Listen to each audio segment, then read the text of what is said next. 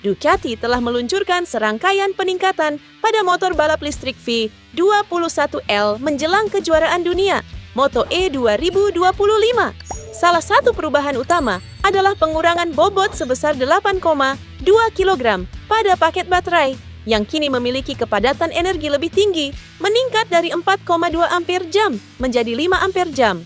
Simulasi Ducati menunjukkan bahwa pengurangan bobot ini dapat meningkatkan waktu putaran antara 3 hingga 4/10 detik, tergantung pada sirkuit yang digunakan.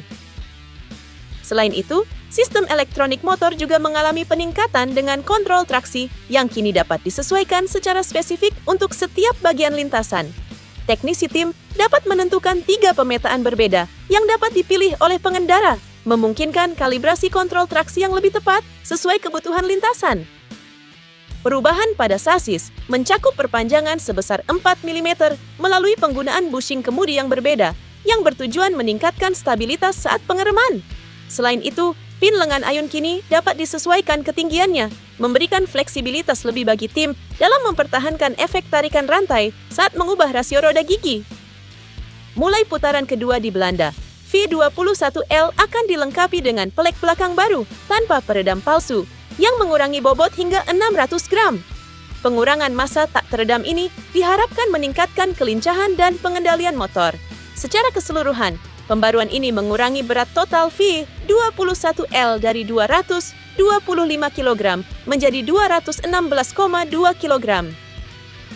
Sebagai perbandingan, berat minimum untuk motor di kelas MotoGP adalah 157 kg, sementara di World Superbike adalah 168 kg.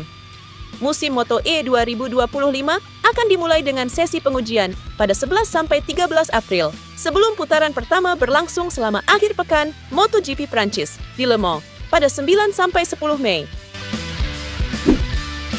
Menjelang putaran keempat MotoGP 2025 di sirkuit Lusail, Qatar, manajer motorsport Michelin, Piero Taramasso, mengungkapkan tantangan unik yang dihadapi tim dalam pemilihan ban.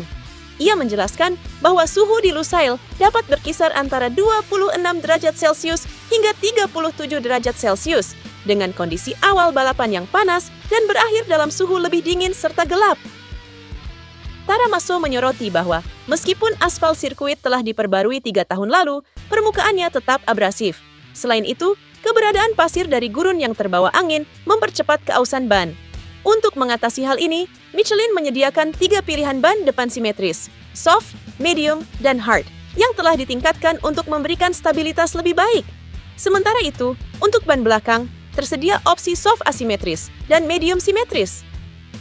Taramasso menjelaskan bahwa ban hard sebelumnya yang dirancang khusus pada 2024 untuk mengurangi graining dianggap terlalu keras, sehingga kini diganti dengan versi yang lebih stabil. Ban medium belakang tetap menjadi pilihan utama bagi sebagian besar pembalap untuk balapan utama dan sprint, sementara ban soft telah disesuaikan agar lebih mirip dengan karakteristik medium, mengingat sebelumnya mengalami degradasi setelah 6 hingga 7 lap. Tujuan dari variasi pilihan ban ini adalah memberikan fleksibilitas lebih bagi para pembalap dalam memilih ban yang sesuai dengan karakteristik motor dan strategi balapan mereka. Taramasso menambahkan bahwa pada musim sebelumnya, hanya 1 pembalap yang menggunakan ban soft dalam sprint, sementara lainnya memilih medium. Dengan penyesuaian ini, diharapkan lebih banyak pembalap dapat memanfaatkan ban soft untuk sprint, sambil tetap menyediakan opsi medium bagi motor yang lebih agresif atau memiliki kecepatan lebih tinggi. Menanggapi balapan sebelumnya di Texas, Taramasso menyatakan kepuasannya terhadap performa ban yang disediakan, menunjukkan bahwa alokasi ban telah tepat. Pilihan utama untuk sprint adalah ban medium depan dan soft belakang. Dalam balapan utama, Jack Miller satu-satunya yang memilih ban soft dan berhasil finish kelima, meskipun Taramasso berpendapat bahwa ban medium lebih ideal. Ia juga menekankan bahwa dalam kondisi aspal basah, asumsi bahwa ban soft memberikan cengkeraman lebih baik tidak selalu benar. Dengan persiapan ini, Michelin berharap dapat mendukung para pembalap dalam menghadapi tantangan sirkuit Lusail yang unik, memastikan performa optimal sepanjang balapan. Setelah menunjukkan peningkatan performa di Circuit of the Americas, tim Monster Yamaha berencana melanjutkan pengembangan motor YZR-M1 pada seri MotoGP di sirkuit Lusail, Qatar. Direktur tim, Massimo Meregali, menyatakan bahwa performa di kota cukup baik dan tanpa insiden, hasil yang lebih baik seharusnya bisa diraih. Pembalap utama Yamaha, Fabio Quartararo, menargetkan hasil lebih baik di Qatar setelah finish ke-6 di sprint race dan ke-10 di balapan utama di Austin. Ia mengantisipasi suhu yang lebih tinggi di Lusail dibandingkan tahun sebelumnya, mengingat balapan kali ini berlangsung pada bulan April. Quartararo optimis bahwa beberapa aspek positif yang ditemukan di Austin dapat diterapkan di Qatar. Sementara itu, rekan setimnya, Alex Rins, masih berupaya menemukan setelan motor yang ideal. Setelah finish di posisi ke-11 pada 2 Grand Prix terakhir, Rins berkomitmen untuk terus bekerja keras dan memperhatikan degradasi ban yang tinggi di Lusail. Yamaha berharap dapat membangun momentum positif dan meraih hasil yang lebih baik di Qatar dengan fokus pada peningkatan performa motor dan strategi balapan yang tepat. Setelah meraih podium pertamanya bersama tim Pertamina Enduro VR46 di Grand Prix of the Americas, Fabio Di Giannantonio kini menargetkan hasil serupa di MotoGP Qatar. Pada balapan sebelumnya di Austin, Di Giannantonio mampu mengatasi kondisi balapan yang menegangkan, termasuk flag to flag dan penundaan start akibat bendera merah untuk finish di posisi 3 besar. Keberhasilan tersebut menjadi pencapaian signifikan bagi pembalap asal Roma ini, terutama setelah mengalami cedera pada pramusim. Dengan hasil tersebut, Di Giannantonio kini berada di posisi 5 besar klasemen sementara MotoGP 2025. Menjelang balapan di sirkuit Lusail, Qatar, Di Giannantonio berambisi untuk kembali naik podium dan bersaing dengan para pembalap unggulan dari tim pabrikan Ducati. Ia optimis bahwa momentum positif dari balapan sebelumnya dapat berlanjut dan memberikan hasil yang memuaskan di Qatar.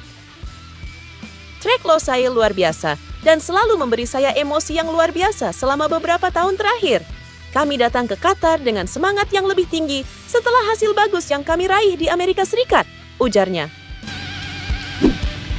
Toprak Razgatlioglu, pembalap BMW Motorrad World SBK Team, mencatatkan hat-trick kemenangan di Portimao, Portugal, yang membawanya melewati rekor 59 kemenangan milik Carl Fogarty.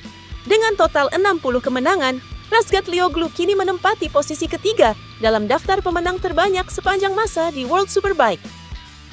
Prestasi ini semakin mengukuhkan dominasi Razgatlioglu di musim 2025.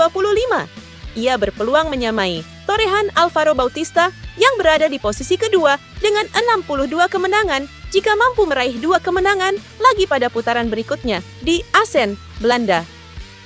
Dengan momentum positif ini, Razgatlioglu semakin dekat untuk menorehkan namanya sebagai salah satu legenda terbesar dalam sejarah WSBK.